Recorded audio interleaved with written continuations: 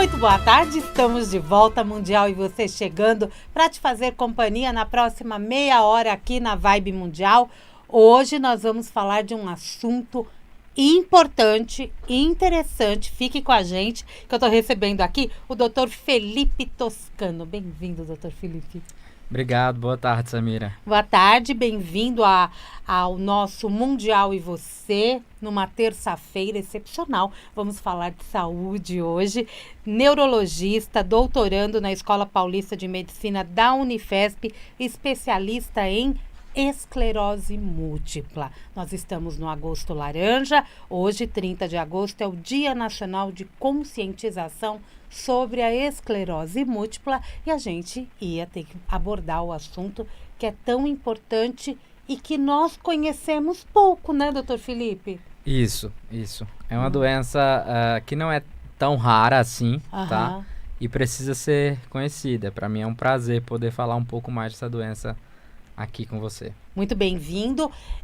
Estamos ao vivo, tá? Em 95,7 FM, 660 AM. E se você acessar vibemundialfm.com.br, lá no assistir ao vivo, é só dar uma clicadinha, você vai cair direto no nosso YouTube, vai poder nos acompanhar. Se quiser fazer pergunta, pode fazer, que depois a gente encaminha para o Dr. Felipe e ele responde para vocês, certo? Com certeza. Combinado? Ou então com a turminha lá do Imuno Brasil. Isso. Não é?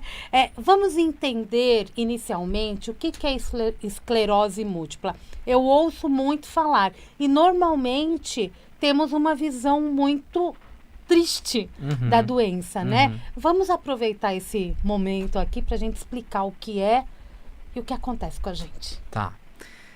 Esclerose múltipla é uma doença autoimune, certo? O nome esclerose significa cicatriz.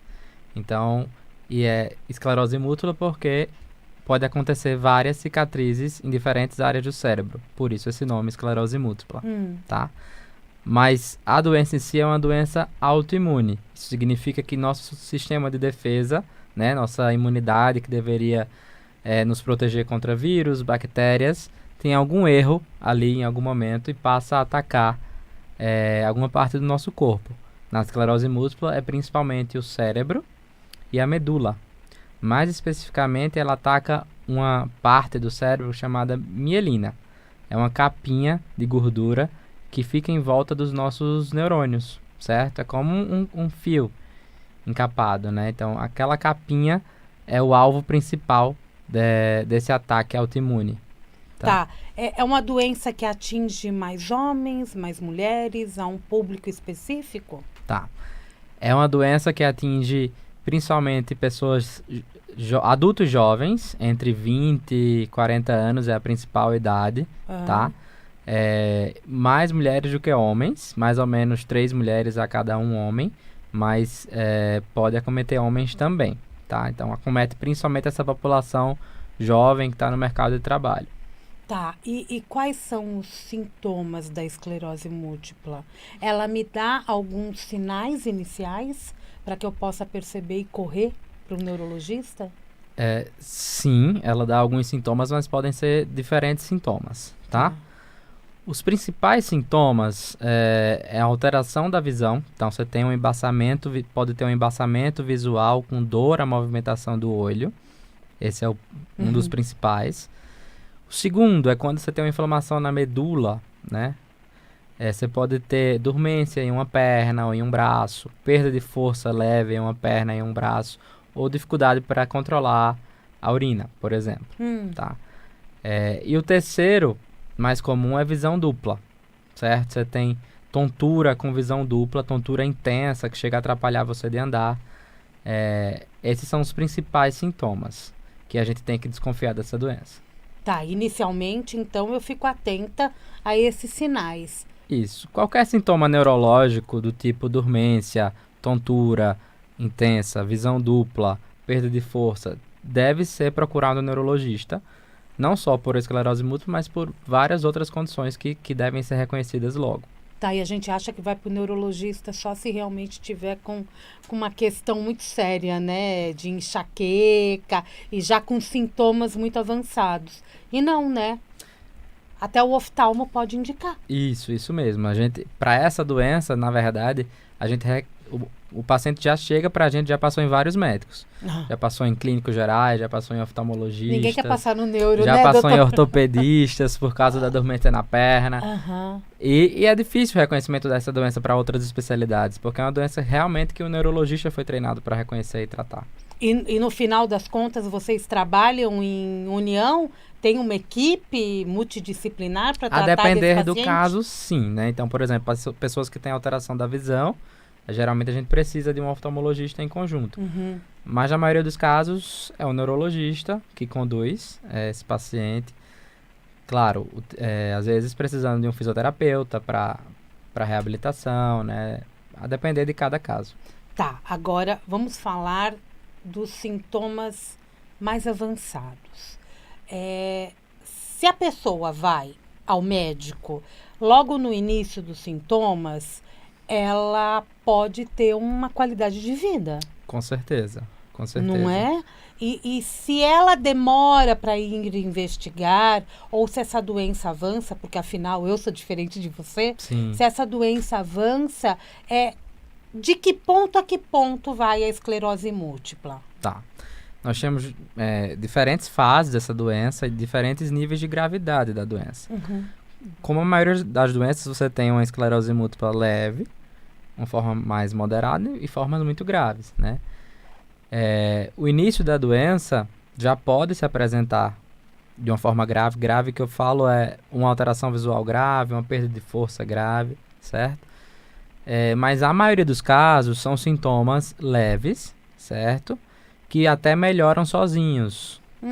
A gente chama isso de surto da esclerose múltipla, que significa que é um período de sintomas, em geral dura 1 mês, 2 meses, e podem melhorar sozinhos. A gente tem medicação para acelerar essa recuperação desse sintoma inicial, mas em geral eles podem até melhorar sozinhos. O problema é que esses surtos podem ficar voltando. Pode ser em 2 meses, pode ser em 2 anos. A gente não tem como prever.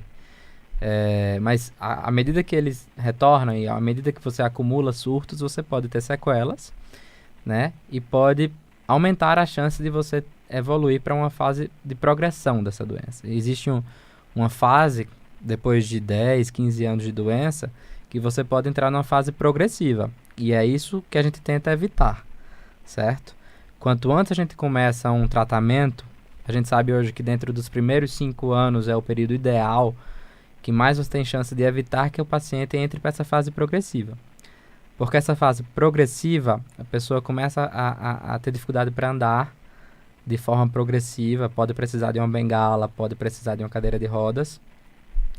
E é isso que a gente tenta evitar, né? Esse é um tratamento precoce.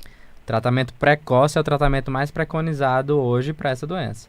Precoce que a gente fala assim, dentro dos primeiros 5 anos, mas quanto antes, melhor.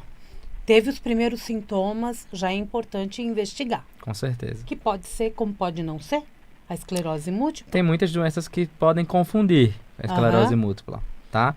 Então, às vezes, determinados tipos de enxaqueca, pessoas com sífilis, por exemplo, pessoas com lúpus, tá? Várias doenças podem confundir esse diagnóstico, por isso que a gente precisa fazer uma avaliação extensa. Tá. Existem testes específicos? Sim.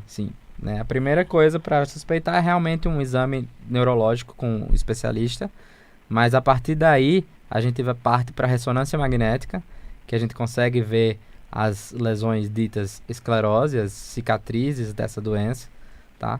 E é o principal exame, mas em alguns casos você precisa fazer vários exames de sangue, principalmente para excluir doenças infecciosas como sífilis, HIV e outras doenças autoimunes que podem confundir, como lúpus. E, em alguns casos, também precisa fazer uma punção lombar, que é aquele exame que se faz para diagnosticar meningite. A gente tira o líquido da espinha para a gente ver algumas alterações específicas da esclerose múltipla que pode ter nesse líquido. Tá, porque a espinha acaba sendo a meninge, né? Acaba sendo um ponto específico Isso, da aquele doença. líquido que a gente tira, ele está ali em volta do cérebro e você consegue ver sinais de inflamação dessa doença. Existe um tratamento preventivo? Eu nunca fui diagnosticada, se Deus quiser, nunca serei. Mas além de eu prestar atenção nos sintomas, que eu preciso saber e preciso saber de quem está próximo de mim também. Existe a prevenção da doença ou ela é hereditária, genética? Tá. Não existe tratamento preventivo, né? Mas existe sim uma conscientização de hábitos de vida que ajudam a evitar diversas doenças autoimunes, inclusive esclerose múltipla, tá? A maioria das doenças autoimunes, você tem uma predisposição genética, então você tem uma carga genética no seu DNA que favorece você ter aquela doença em algum momento, mas esses genes só vão se manifestar e essa doença só vai acontecer a depender de determinadas exposições ao longo da sua vida, tá?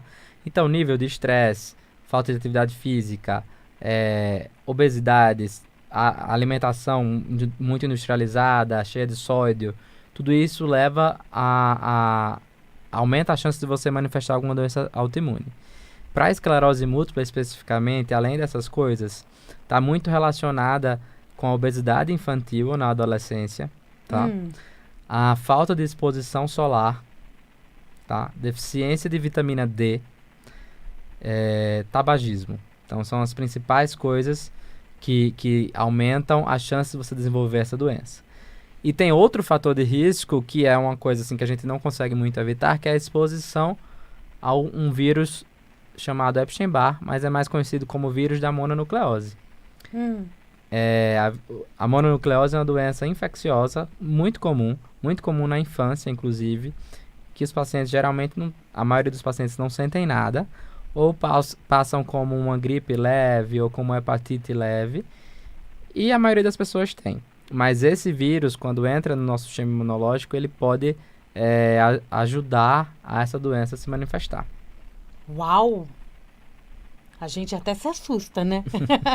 Mas me diz uma coisa. Se não há uma predisposição genética, não há como a doença se instalar? Ou ela pode se instalar independente dessa genética? Não, você precisa ter uma predisposição genética. Precisa ter essa predisposição Você pode ter genética. até uma carga genética baixa, né? A gente não tem como dizer que veio do seu pai, veio da sua mãe. Então, Você pode ter uma carga genética baixa, mas diante dos seus fatores que você se expôs ao longo da vida, essa doença pode acontecer, né?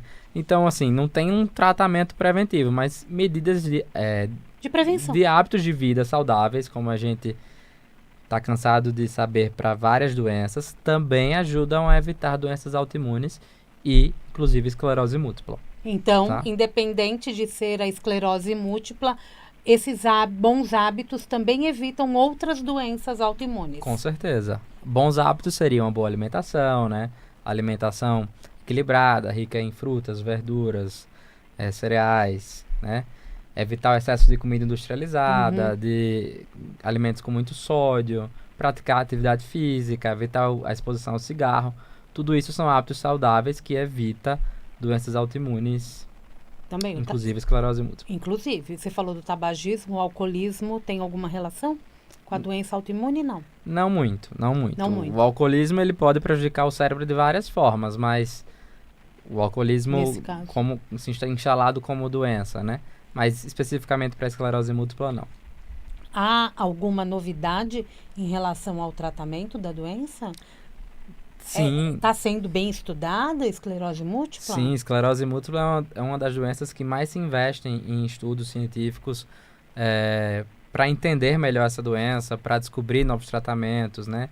A gente ainda não tem nenhum tipo de cura para essa doença, certo? É uma doença crônica, né? A partir do momento que você é diagnosticado, você passa muitos anos podendo ter algum sintoma dessa doença, mas a gente tem controle, tem tratamento para controlar essa doença.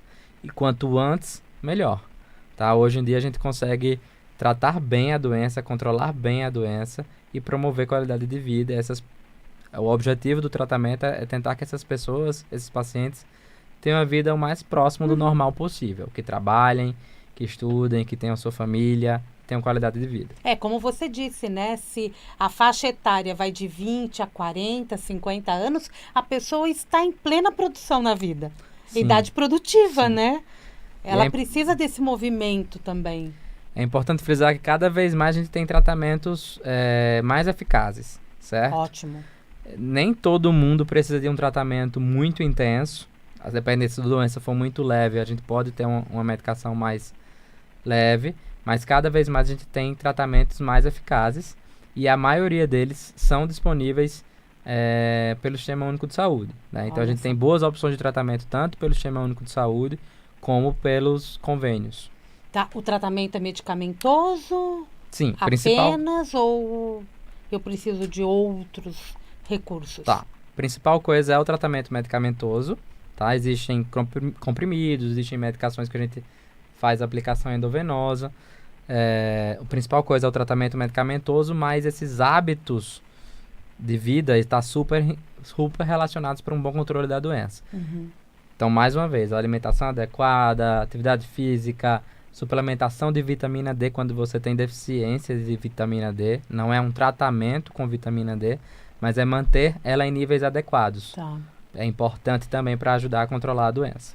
Perfeito, né? Quando a doença, por um acaso, avança demais, o que acontece com o organismo? Tá, quando ela avança demais, é que talvez ela entrou nessa fase que eu expliquei mais um pouco, fase progressiva da doença, tá?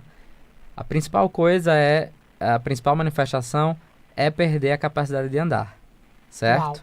Uau. Então, quando está muito avançada, e é tudo que a gente tenta evitar, é perder a capacidade de andar. Então, geralmente você começa com dificuldade de andar, seja por desequilíbrio, seja por quedas, perda de força nas pernas, essa é a principal coisa. Mas tem outras manifestações.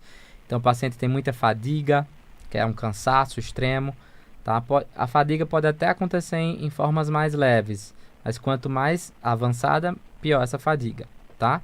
Pode ter problema de memória, de atenção, tontura, dor muscular, dor que a gente chama neuropática. Então, você pode ter várias manifestações nessa fase progressiva. Tá, aí entra todo aquele tratamento mais Sim, avançado. mas cada vez mais a gente consegue evitar que o paciente chegue nessa fase. Tá, ninguém Tá? precisa sofrer com a esclerose múltipla. Isso. É diagnosticado, entra com tratamento e tem vida normal. Sim, com certeza é o nosso objetivo. Se você for hoje num centro especializado em esclerose múltipla, certo? Você vai ver que a maioria das pessoas ali não parecem ter doença. Então, não estão em cadeira de rodas, não estão precisando de uma bengala, porque foram bem tratadas ou estão tratando desde o começo. Há 30 anos, isso era muito diferente. Você via várias pessoas jovens, principalmente mulheres jovens, com problema cognitivo, de memória, com problema para andar em cadeira de rodas. Então, essa realidade mudou e a gente espera que mude cada vez mais. Amém por isso, né? A mulher pode ter filhos? Com certeza. Normal, não... Com certeza. Só que tem que ter um bom acompanhamento. Lógico. Ela não é proibida de ter filhos, mas existe talvez um melhor momento da doença para poder ter. Depende muito de como o seu tratamento tá. É sempre bom tem que ter um ter acompanhamento. esse diálogo, né, com o médico. E me diz uma coisa, alguns pacientes acabam ficando incapacitados de trabalhar? Como que tá esse mundinho hoje? Tá. Sim, então, muitos pacientes, principalmente antigamente, que não tinham acesso ao tratamento ou que estão com muito tempo de doença e o tratamento não foi eficaz, começam a perder algumas funcionalidades, tá? Então, eles podem ter alguma fraqueza na perna ou no braço que prejudique de fazer um trabalho manual que eles faziam, né? Sim. Tem um problema cognitivo de memória que também atrapalha o trabalho. Mas tem outras coisas, mais ou menos, que a gente chama de sintomas invisíveis que podem atrapalhar, principalmente a fadiga, tá? Então, é um paciente que fica muito cansado e ele não é preguiçoso. É porque a doença está deixando ele cansado. E, às vezes, alguns trabalhos, alguns chefes de trabalho não entendem isso.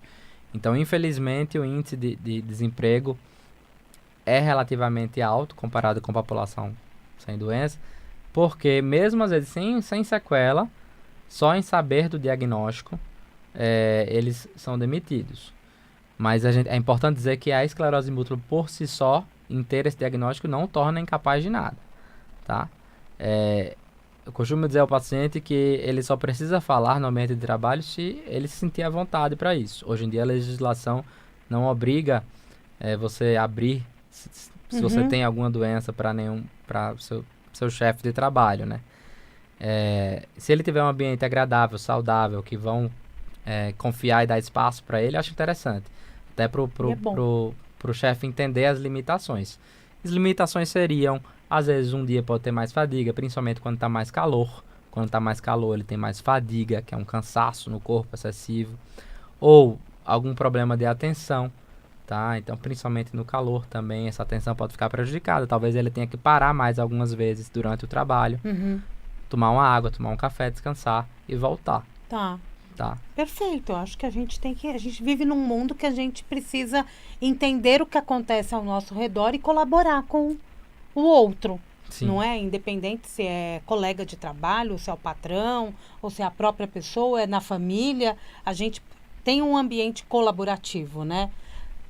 A neurologia, agora uma curiosidade minha, as pessoas vão ao neurologista por métodos preventivos? Não, né? Olha, a neurologia trata muito de doenças, né? Assim, a gente já pega a doença instalada, vamos dizer assim, né? Então, por exemplo, eu já pego um paciente com doença de Alzheimer, já com problema de memória instalado.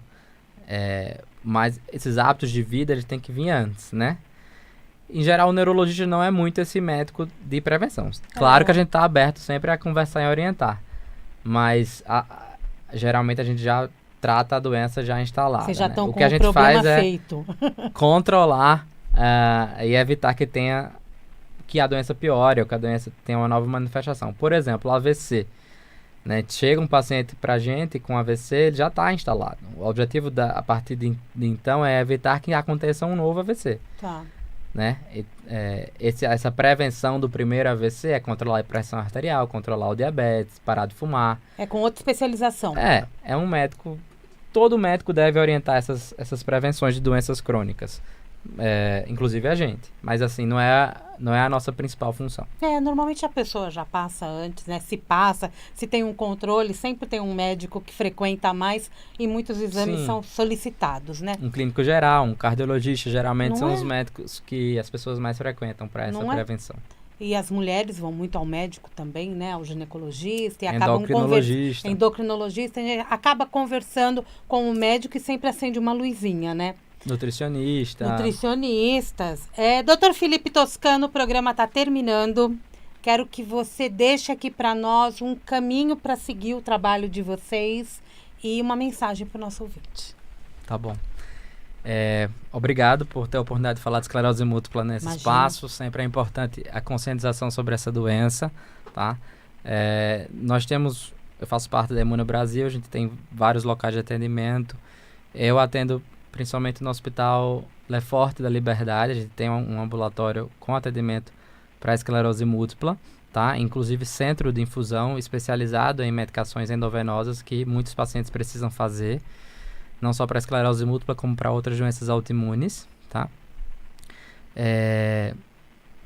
Instagram é imuno.brasil. Isso. Certo? Isso. E o do Dr. Felipe é @Instagram Felipe_Toscano.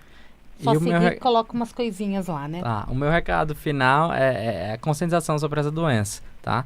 É uma doença que não é tão rara. Então, mais ou menos aqui nos Estados Unidos, na Europa, você chega a ter 100 pessoas a cada 100 mil. Mas aqui no Brasil é em torno de 15 a 30 pessoas com essa doença a cada 100 mil habitantes. Então, mesmo sendo menos, né, talvez isso está relacionado tanto com fatores genéticos como com nossa exposição solar, que é maior. Mesmo sendo menos, ainda não é uma doença tão rara. A gente tem pacientes com essa doença, a gente precisa entender um pouco, tanto para procurar um médico de forma precoce, como para reconhecer algumas limitações que algumas pessoas do nosso convívio podem ter. Obrigada, doutor Felipe. Foi esclarecedor. Conhecemos um pouquinho mais hoje de esclerose múltipla. Você pode ouvir e ver esse programa novamente no nosso YouTube. Mundial e você vai ficando por aqui. Eu volto daqui a pouco, tem Jornal da Boa Notícia. Amanhã, 16h30, tem Mundial e você. Um grande beijo e até lá.